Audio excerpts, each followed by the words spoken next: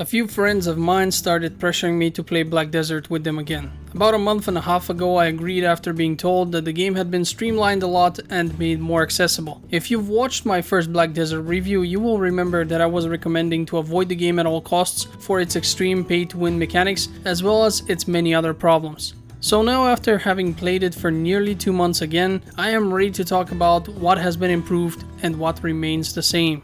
My recommendation to you is that you watch my first review, the link to which you will find in the description of this video. You can still watch this one alone and gain insight, but having seen the first one will put many of the improvements into perspective. For those of you who don't know, Black Desert Online is a Korean MMORPG. This comes with advantages and drawbacks. The main advantage is that since the Asians are still aware of what players want and will provide without caring about political correctness, you will be surrounded by super hot chicks and guys with perfect bodies, which are between nearly impossible to absolutely impossible to achieve in real life. The game is eye candy to the max and designed specifically for adult players. It looks amazing in every way, from the environments to the weather effects, spells, and last but not least, the characters themselves. Something else that I value a lot is the fact that the developer is not policing the player base. Some of you might wonder what that means. In short, you can do and say pretty much whatever you want without worrying that someone will ban you or censor you in any way. Of course, there are exceptions that apply, but for the most part this is the case.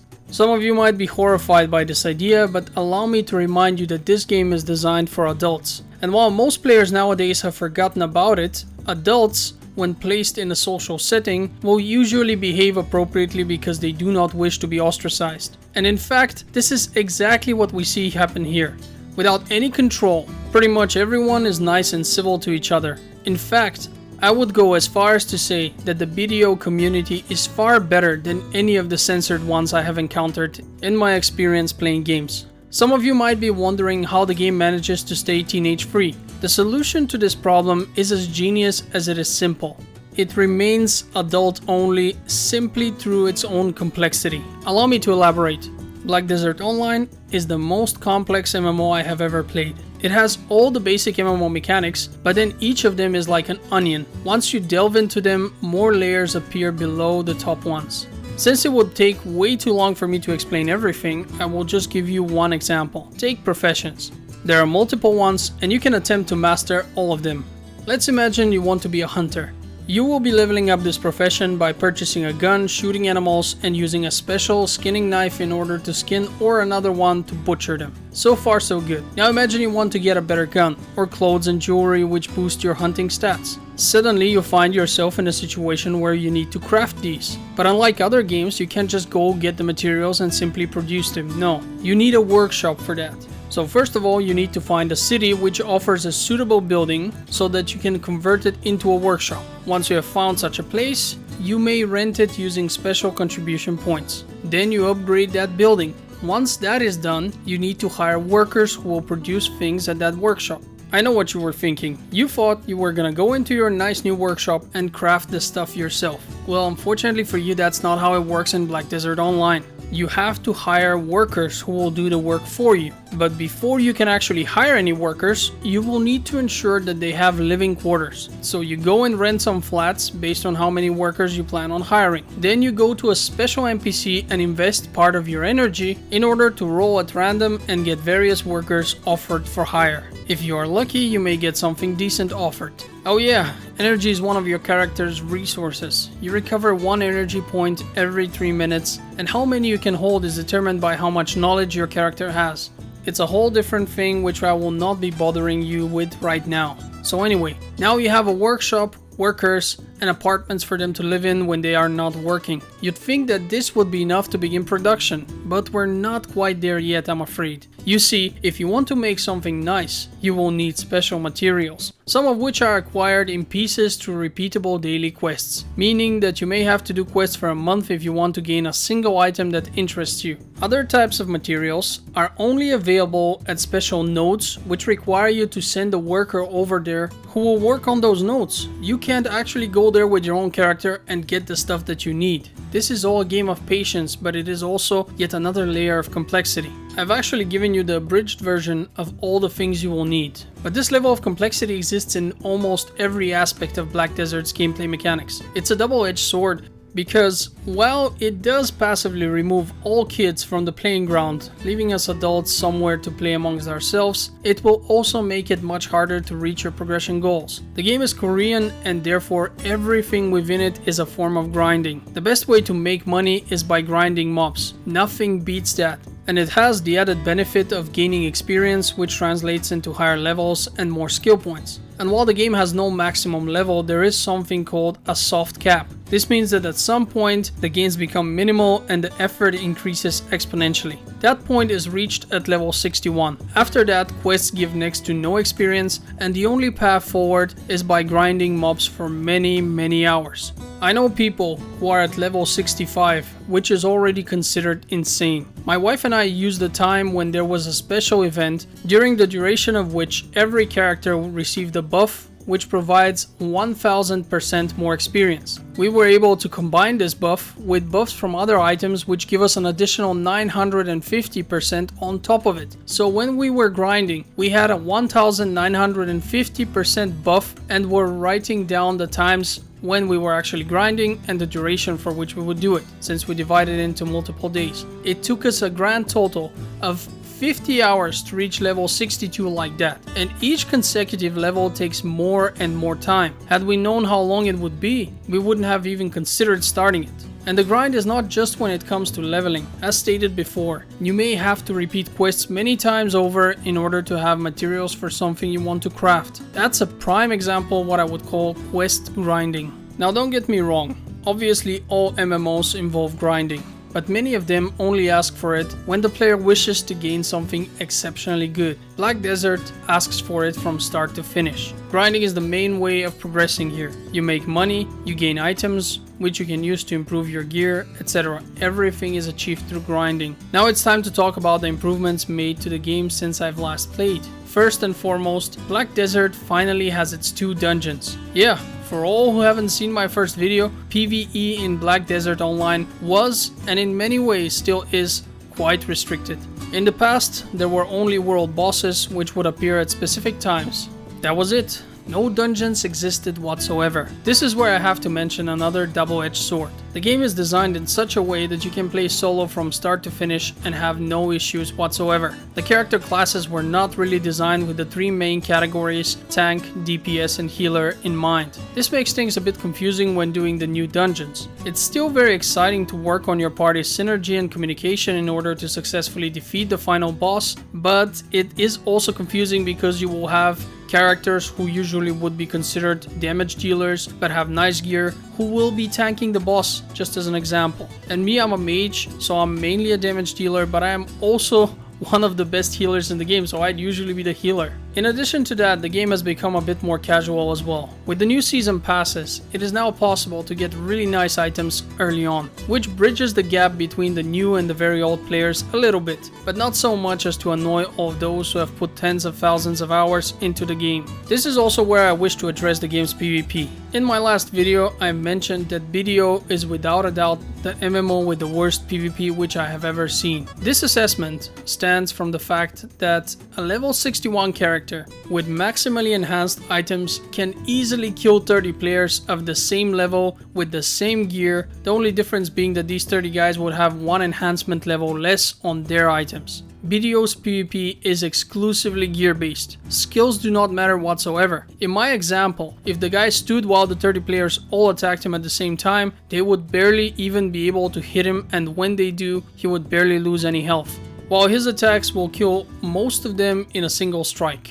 And if you happen to find someone who has pretty much identical stats as you do, it's gonna be a race to who gets to stun the other one first. You stun him, he's dead in 3 hits. He stuns you, you're dead in 3 hits. That's how it always goes. I've said it before and I will say it again. A single player should be capable of killing 2 others if he's good. 3 if he's really good at the game. Never more than that. Notice how my emphasis is on skill and not simply gear. This is not the case here, and due to how the game was designed, it will never be able to balance things out. However, they did work on some aspects of these problems. There are special PvP events called Node Wars, where guilds compete against each other in a King of the Hill styled battle. In the past, There were no restrictions in place, meaning that the guilds with the most geared players would dominate everyone else, making it completely impossible for anyone but the oldest players to participate in a meaningful way. Now they have implemented brackets, which are based on a character's attack power. This means that the weaker players can sign up amongst themselves and have a real taste of what the node wars are all about, which is a really good improvement in my opinion. Last but not least, they are reworking some of the classes, which shuffles the cards a little bit. Is that necessarily a good thing? If you ask me, no. All I have seen so far is that some of the weaker characters were overpowered, while for some strange reason, others seem to have barely changed. It's an MMO and balancing will never be possible, especially when it has such a broken PvP system, but they could at least try to balance them a little bit better in PvE. So far, they have been failing at that. I did mention how the game has been getting more beginner friendly over time. Just to give you some examples from the past. When it did come out, money had its own weight. This meant that carrying too much money would overburden you. Naturally, this was removed not too long after the start because the players were really annoyed by it. Another aspect was the desert, where the map doesn't work unless you have a special compass, which the player would have to assemble by grinding for parts in specific spots. This compass would then last 3 days and break. You also needed 2 different consumables in order to be able to safely traverse said desert. You needed tea in the night or special purified water during the day, otherwise you would overheat or freeze to death. This was removed too, and a special NPC was selling a 1-day lasting compass for next to nothing. This NPC remained in the game for 8 or 9 months, maybe 10 months, I'm not quite sure, but just last week they actually reverted all these changes, removed the NPC, and now you have the exact same issues with the desert as there were before, meaning that you need a compass to traverse it, or you need to get a good idea of where you are, which isn't that hard, but if you're new it would be, and you need tea and purified water again. I am not sure if this was such a good idea, but only time will tell. It's just something very strange to do when you have the game go on without it for nearly a year and then just pull the rug from under the player's feet. They did, however, give us some very nice costumes for free, as well as inventory slot expansion items and other quality of life improvements, which one would have to buy in the past. Is this enough to calm my anger of the pay-to-win aspects of the game? Well, yes and no. On one end, I feel like a player who doesn't spend a single extra euro can still get the full experience with minor inconveniences. It will take you longer to achieve certain goals, but it is absolutely doable. On the other end, there's an item known as the value pack. This item is something you have probably seen in other MMORPGs. It's basically something that gives you a bunch of very essential advantages, but only lasts 1 month. It provides your characters with more inventory slots, carrying weight capacity, and the most important one, it lowers the marketplace taxes by 30%. For those who don't know, the marketplace is where you sell and buy all kinds of in-game items, and is one of the key ways to make money in the game, since you cannot transfer anything valuable between players. This means that if you want to sell something, you have to do it over the marketplace, and having 30% tax applied to anything earned is really painful. Black Desert is not a free game. From time to time they will give it out for free nowadays, but otherwise it still costs money. Some people paid 60 euro for it on release. The point is, such an item has no business being in a paid game. It's an artificial limitation created to encourage, and I'm making sarcastic quotation marks when I'm saying the word encourage, the players to regularly spend real life money in order to remove it. They did make it possible for players to buy this for real money and sell it at the marketplace, just as pretty much everything else which is purchased from the Soul Cold Pearl store. The problem is that these items simply sell for too little in-game currency, meaning that there is no incentive for players to resell them. Instead, anyone who wishes to convert real-life money into in-game money simply buys costumes and resells those because they have a greater value and therefore convert into more in-game currency. They should either increase the in-game value of the value packs so that it is worth selling to people, or alternatively, and this one is my preferred option, remove it completely. And since I've mentioned the value of things, I should quickly address the fact that the game is extremely jealous when it comes to its economy. As stated before, pretty much nothing can be traded between players, including money. You can't just give stuff to others. Instead, you need to sell stuff on the marketplace, which has predefined values. You cannot simply sell something for a lot more money than it's worth, neither can you sell it for a lot less. You can't even determine who gets to buy it from you. So, has the game improved enough for it to be worth playing now?